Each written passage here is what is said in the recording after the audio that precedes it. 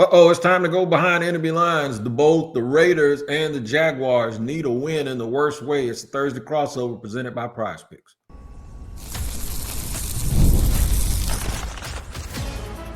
You are Locked On Jaguars, your daily Jacksonville Jaguars podcast. Part of the Locked On Podcast Network, your team every day. Slight correction. It is your team every day, but it's not just the Jaguars. It is the Raiders also. And it is my pleasure to do a crossover here on Crossover Thursday presented by Prize Picks with my main man, Q Myers of Locked On Raiders, one of the best in the business. Absolutely. We want to let you know that we're free to subscribe to wherever you get your podcast. Make sure whether you watch or listen, you tap into that location so you don't miss an episode. We're also ad-free over on Amazon Music, so slide on over and check us out there. So you don't miss an episode like the one today that is presented by Prize Picks. Download the Prize Picks app today and use the code LOCKEDONNFL to get $50 in lineups after you play your first $5 lineup. I'm Tony Wiggins. He is Q Myers. We're going to run through some things here for you. I'm going to go back to the front. We're going game prediction at the end, the winning formula at the end, right smack in the middle, game-changing matchups. But the biggest storyline for me is I got my man Q. Q, one of the busiest people in the business, man. I got Q here. If y'all going out to Vegas, man, make sure wherever Q is talking or doing whatever, you tap in and have a good time. Q Myers, man, what is happening with the Raiders? I'm disappointed in the fact that Pete Carroll was supposed to come into that division and be the fourth guy that is a Super Bowl caliber coach, and it just looks like it ain't working. Yeah, and that's the biggest storyline with this team, man, is that they just haven't been able to put it together yet. And Pete Carroll has told us multiple times at press conferences that they're not as far along as they thought that they were going to be, and that he's surprised by that. And so I'm really interested, coming off the bye week, just like Jacksonville, want to know how these guys self-evaluated each other, how they sat down, him, Chip Kelly, Patrick Graham, how they sat down in a room together and said, okay, this is what we did good, and this is what we didn't do good. Let's eliminate what we didn't do good and get back to what we do good. And I'll tell you, I think that, getting this offense and the offensive philosophy to be on the same page is probably going to be what I'm paying attention to the most in this game. Are the Raiders aligned with each other as far as Pete Carroll and Chip Kelly with what they want to do offensively? And the reason I say that is you go and draft Ashton Gentie, number 6 overall, so naturally everyone believes you're going to be a team that's going to run the hell out of the ball. I don't know. Pete Carroll has won a Super Bowl running the hell out of the ball with Marshawn Lynch. So everyone imagine that's what Pete Carroll's going to do. And it just hasn't been a true commitment to running the ball. I mean, right now, Ashton Gentie's averaging, and this is just on average, about 15 carries a game. And I don't think that that's what they drafted him number 6 overall to be. And look, the last time they played, he only got 6 touches. And that's just not going to get it done. So I'm really interested to see if they've, sat down, understood what they want to do with Chip Kelly and Pete Carroll as the identity of this team. That to me has got to be the biggest storyline coming out of this bye week. Are all these guys aligned, or are they on the same page of how they want to operate this team? It's funny because Liam Cohen mentioned exactly that. They're on a 2-game losing streak, and they went into the bye week trying to figure out, and according to him, they did a lot of self-scouting. Okay, what do we do well? Who are our best players? And he took the approach when he explained it that he wasn't really looking for what was wrong. He's just looking for the things that they do right, like not problem solving, but solution finding. And I find it interesting that the parallel that I drew to the Raiders, and I thought it would be different because of Pete Carroll and Chip Kelly, to be honest with you, in a role as an offensive coordinator, not a head coach, is this.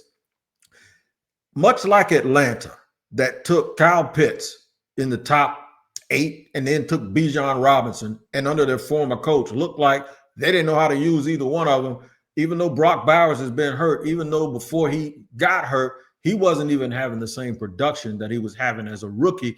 And it kind of makes you scratch your head. You use high priority resources on positions that are not considered that valuable when it comes to draft. It's not working out so far for them. And I'll get the Jaguars doing the same thing with Travis Hunter in just a second, but it looks like it's not working out so far.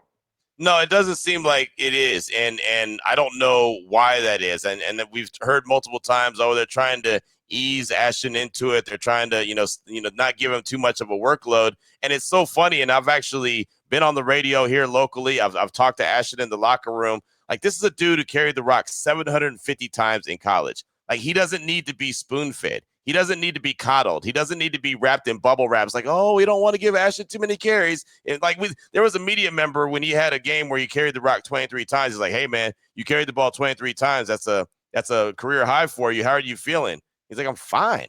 I'm a running back. Like, that's what I do. And so I've been urging everyone, don't ask that man about his workload. He wants the rock. Like, he's a volume running back, right? He's one of those throwbacks. He's one of those guys that gets better as he carries the rock. And in the fourth quarter, he's got defensive linemen, with their hands on their hips, kind of their tongue hanging out their mouth. Like, man, I've been chasing this dude around this field all day. Like, I'm tired and worn out. That's what he wants. That's his recipe for success. And they haven't set him up for that yet. So I'm interested to see, coming out of this bye, can they have a true commitment to the running game in Ashton Gentie? And, oh, by the way, they have Raheem Mostert, too, as a veteran who's nothing to shake a stick at. He's a really good veteran as well that knows how to get into the end zone.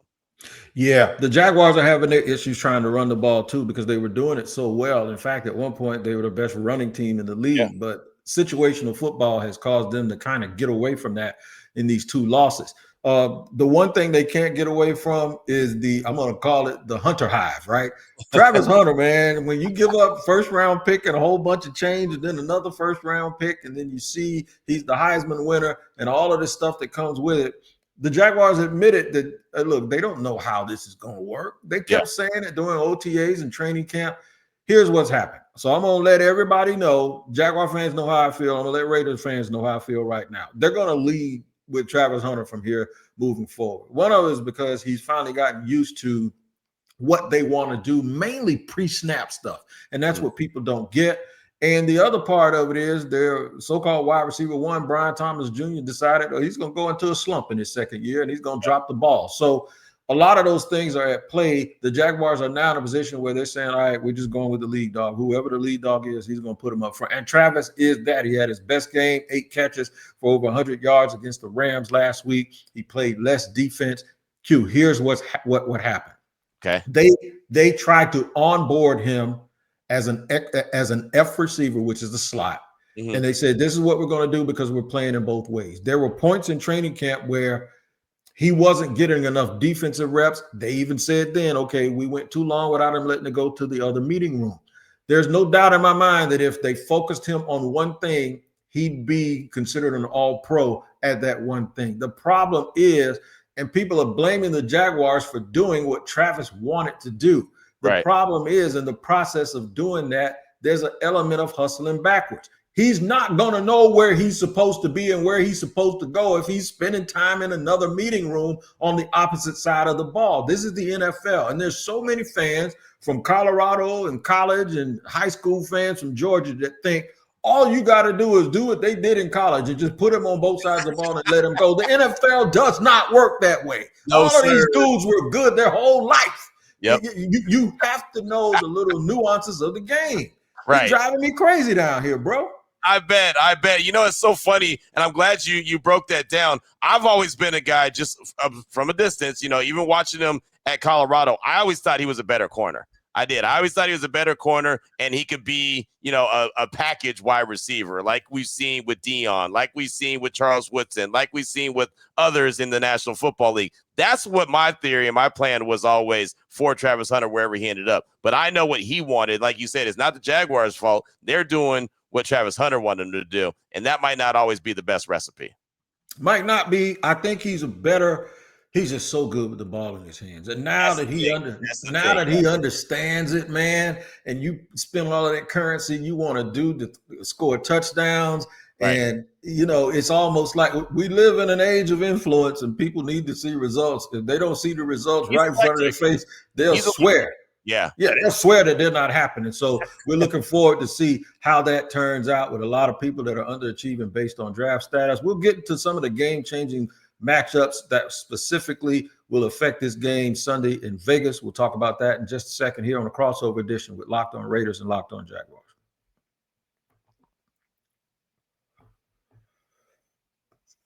All right, today's show is sponsored and brought to you, of course, by Prize Picks. You and I make decisions every day, but on Prize Picks, being right can get you paid. Don't miss any of the excitement of this sports season. Whether you're following the NFL, NBA, or both, there's no better time to jump in on the action. If you haven't tried it, Prize Picks is the simplest way to play.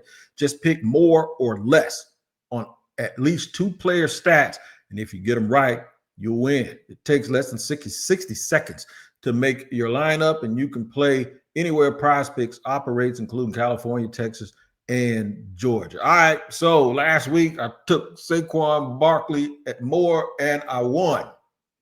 It's just that simple.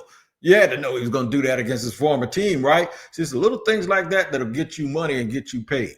Download the Prize Picks app today and use the code LOCKEDONNFL to get $50 in lineups after you play your first $5 lineup. That's code LOCKEDONNFL for $50 in lineups after your first $5 lineup. Prize Picks. It is absolutely good to be right. And today's show is sponsored and brought to you by Monarch. Let's be honest. Most of us can't even name all our financial institutions, let alone what they're worth. Between 401ks, savings, and investments is easy to lose track. And that can mean leaving money on the table. And we don't want you to do that. That's why I started using Monarch, an all-in-one personal finance tool that brings your entire financial life together in one clean, easy-to-use interface on your laptop or on your phone. I am the last person that needs to be on his phone looking around for stuff because I ain't tech savvy. I need somebody to bring that thing right to me, and that's what Monarch does. So don't let financial opportunities slip through the cracks. Use the code LOCKEDONNFL at monarchmoney.com for 50% off your first year. That's Monarch Money, code LOCKEDONNFL for half off your first year.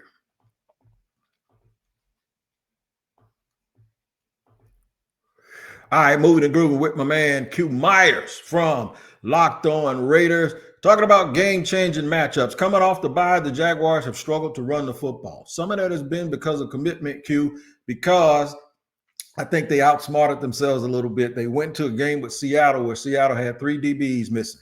So they said, we're going to throw the ball, forgetting that Seattle's front seven can rush the passer, and the Jaguars' offensive line was a little bit banged up. Then they went to the Rams game thinking the Rams' weakness is their secondary. And both teams sacked them 7 times. So they have to play back to their strengths, which is running the football, getting the run going, creating bigger windows between the linebackers and the DBs for Trevor Lawrence to make those passes. And hopefully the Jaguars can catch them this week and get back to being exactly who they are. But this game, to me, is going to tell them more about who they are than anything. Coming off of a bye, the Raiders are a bad football team, top 5 worst team so far on paper. If you lose this game, everything that you have worked for goes back to ground zero, in my opinion. Yeah, no, you're right about that. And I love the matchup that you're looking at and really looking for the Jaguars to kind of get back on track and being who they are with running the ball, because this leads right to where the Raiders, I think, best matchup is. They're good at stopping the run. Like that's what they're good at.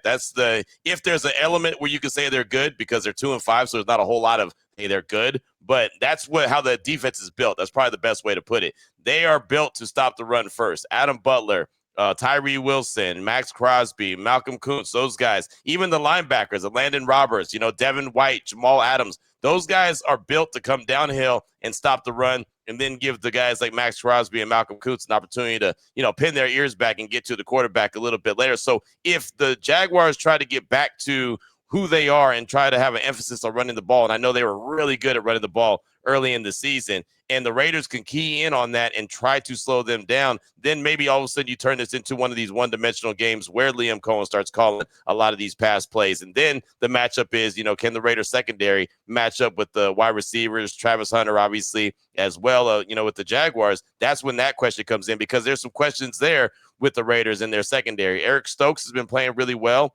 He's on a 1-year deal. He was a former first-round pick out of Green Bay, but there's questions on the other side.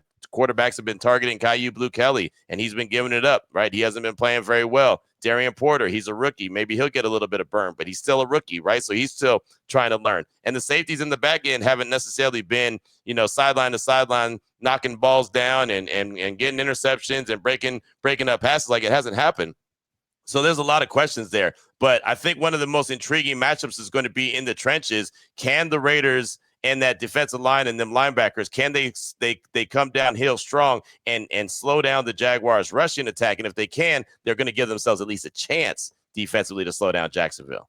Yeah, and the flip side of that, the Jaguars defense, which led them for the first 5 games, they played pretty good against Seattle. They did not play well last week against the Rams. The Rams did whatever they wanted to do. We'll just call that the jet lag blues from having to fly over to London a couple of weeks ago. Right. But Geno Smith, never thought he was great, but I did think that he was better than given credit for when he was in New York. I think he was just on some bad organizations. For sure. He hasn't looked like Geno Smith from Seattle. He's looked more like the Geno Smith from New York. And the Jaguars have done a real good job of baiting quarterbacks like that into bad decisions. Give us your assessment of him. And then I got to remind people that you do a national show on ESPN. And I always get on ESPN people about Trevor Lawrence, but look, some of the stuff that they say is correct. Tell us about Geno, and then tell us about what the perception is of Trevor Lawrence from somebody that's not local here in Jacksonville. Well, Geno he's been disappointing. Just be honest. He's been disappointed when the Raiders went out and gave up a 3rd-round pick for him, and he's turned in this type of performance and is leading the league in interception with 10 interceptions right now. That's not okay. That's not what he's been, built to do. And honestly, Wig, this is what scares me about this game is the fact that the Jaguars were really good at creating turnovers. And Geno is really good at throwing the ball to the other team, right? And so that's a recipe for disaster. And then on top of that, because he's turned the ball over so many times, now he's in that mode of, well, let me play safe. Let me play guarded. Let me not let me go out there and play free. And when you're in your head, that's even worse, right? So that's one of these elements. You want to talk about matchups? That's what I'm concerned about. That Jaguars defense against Geno Smith and his decision making, because his decision making hasn't been very good. So he's just been disappointing. He's got to get out of this funk that he's in. Hopefully the bye week helped him with that, and he's able to just go out there and play free like he did week 1 against the Patriots when, oh, by the way, the Raiders won. Right. And maybe he can get back to that style of play, but that's going to be on him. It's also going to be on Chip Kelly making the right calls and the right plays, and hopefully, getting Ashton Gentie going and having a commitment to the run game, because they haven't had a commitment to the run game so far this season. And again, like I said before, you drafted the man number 6 overall, not so he can sell jerseys, but so he can go out there and he can ball out. And he hasn't quite had that opportunity to go ball out. When it comes to Trevor Lawrence, I think the jury's still out. I know that when I look at Trevor Lawrence, I see moments where I'm like, man, that's that guy. That's the guy that they all expected him to be, right? Yeah. And then there's moments where I'm like, who is that guy? And the problem is, it would be okay if he was on a rookie deal, because then you would say, all right, hey, he's still developing.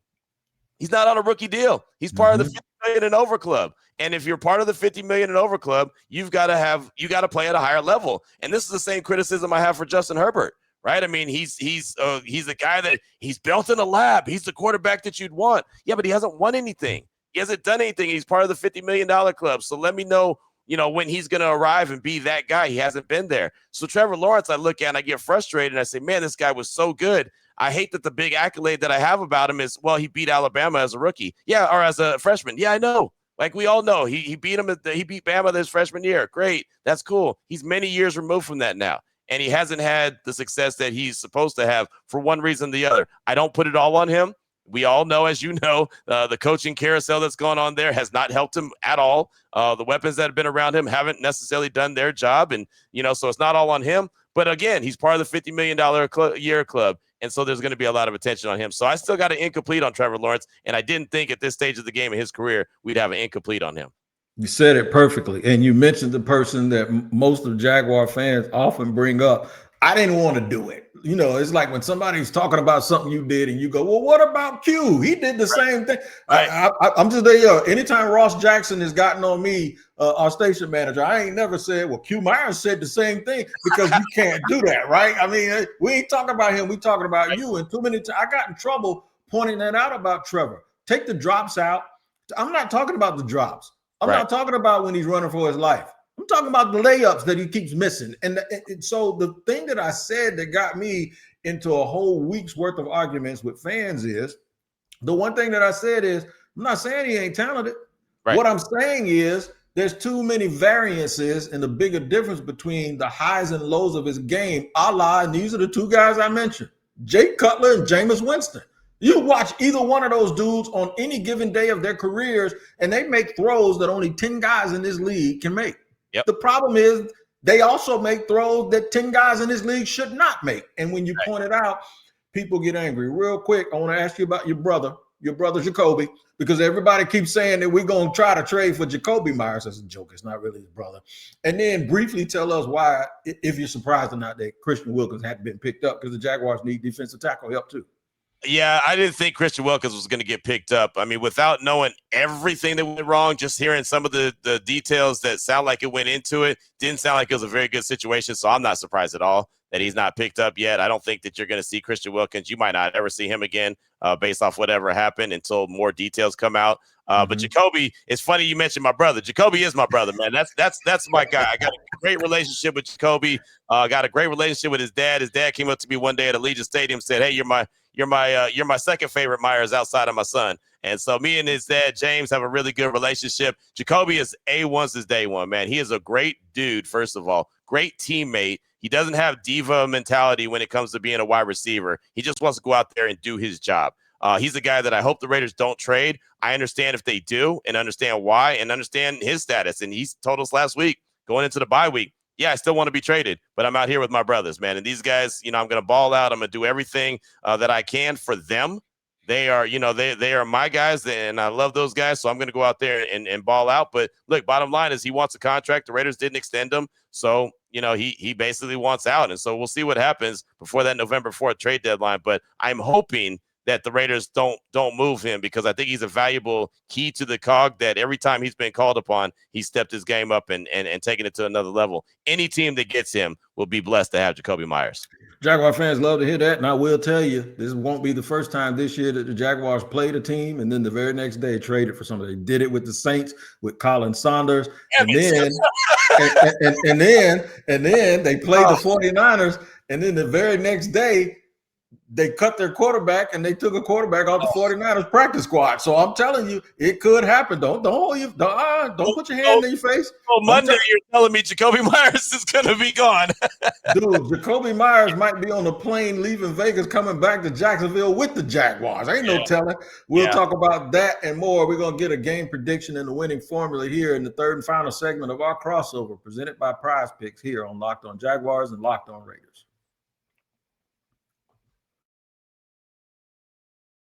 I'm Cody Rourke from Locked On Broncos, and this episode is brought to you by Peloton. Peloton is shaping the future of fitness with the brand new Peloton Cross-Training Tread Plus, powered by Peloton IQ. This is Peloton's most advanced equipment yet, giving you real-time guidance and endless ways to move, whether you're running, lifting, or you're cross-training with your favorite instructors like Alex Toussaint. It's training reimagined to make your workout more personal. Peloton is built for breakthroughs with features that help you plan, stay motivated, and hit peak performance. You can let yourself run, lift, flex, and go, while Peloton handles all the rest. Plus, Peloton IQ provides real-time strength coaching, tracking your progress and suggesting weights that challenge you so you can get stronger. Plus, the new movement tracking camera, it counts your reps and corrects your form in real time, making sure every rep is safer and smarter.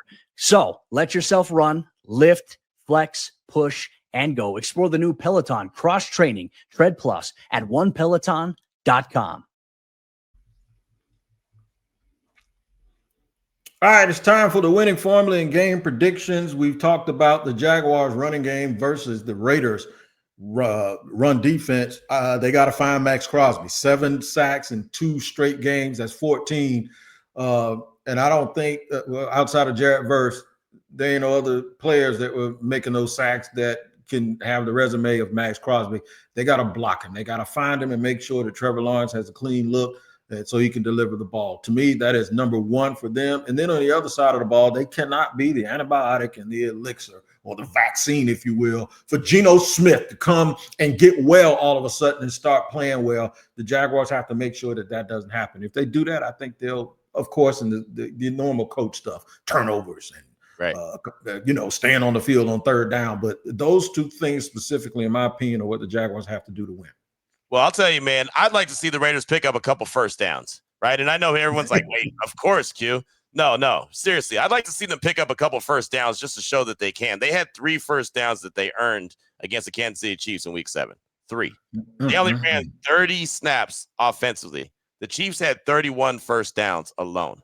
right? So, I mean, first of all, sustain a drive, right? I mean, get back to basics, right? And again, it is coach speak, but get back to basics, right? You talked about layups, get your layups, right? And don't turn the ball over. They cannot live in a world where they turn the rock over, and Jacksonville creates turnovers. So they've got to avoid that at all costs. And look, you've got to be careful with the ball, but then you can't also be scared. I know it's a fine line. Geno's got to figure that out. That's why he gets paid the big bucks. They've got to get back to committed to the run. They've got Pete Carroll's talked about it so many times. Run the ball, run the ball, run the ball. That's his formula. They've got to be able to do that. Chip Kelly and him have to be on the same page and have a big emphasis on letting Ashton Gentie get going. If he can get going, play action pass opens up. Everything else opens up. They're getting healthy. So if I was going to bet right now, I would say that Brock Bowers probably will play this week. So that's a big deal. He hasn't played in 3 games. So, seeing him back healthy would be good. Jacoby Myers, as we mentioned, him back healthy is good. Right. So they're getting healthy, but they've got to have a commitment to the run game. They really do. So, if they're going to sustain some drives, Ashton Gentie is going to be a big key. The play action pass, can't turn the ball over. I know it sounds like, yeah, of course, that's the way to do it. But I'm sorry, the Raiders haven't played simple, fundamental football in quite a while now. And that's why they're sitting there at 2-5. Yeah, no doubt about it. Speaking of Brock Bowers, I took 2 tight ends in my fantasy football draft. Brock Bowers, I took in the 2nd round thinking I could run him at flex as a wide receiver, basically. And I took Brenton Strange. Both of them ended up on being banged up. And Brenton Strange was a huge part of the Jaguars' success early this season. I do believe that the Jaguars have to stop those guys. And then I'm going to watch them to make sure that they're not forcing the ball to Travis Hunter, and that Trevor, while you want to lead with Travis Hunter, that they can still operate their offense and go through his progressions. I think you can do both at the same time, but there's a certain nuance that has to happen. The last thing for the Jaguars, they got to start kicking better, man. Cam Little came into this year. He made a 70-yard field goal in preseason, and everyone thought that this was going to be a record-breaking year. He's in a bit of a slump. They have to get that aspect of their game down. Quick game prediction. I actually think the Jaguars are going to win this game by a field goal. And it's going to be one of those games where they hop on a plane and come home and go, you know what? They weren't good. But so many times this year, the Jaguars have said this: who cares? A win is a win, and wins are hard to come by in the National Football League. They need to get to 5-3, and I think they can do it. But I still think it's going to be hard because this is the NFL.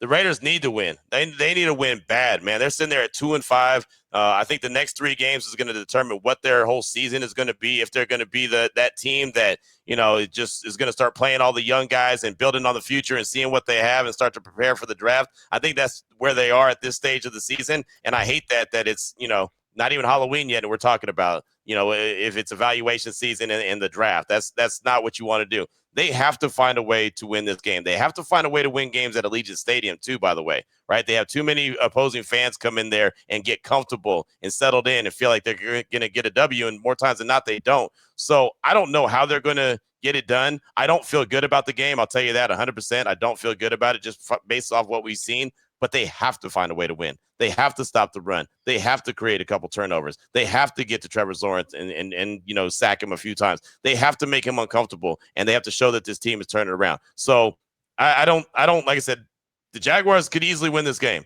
right? We can be looking at the next 3 games for the Raiders as all losses as far as I'm concerned. But somehow, some way, the Raiders have to not worry about that and just go find a way to get it done. So I don't even know if I have a game prediction. I'll just rock with the Raiders because they have to get a dub, but I don't feel confident about it because they haven't given us anything to feel confident about.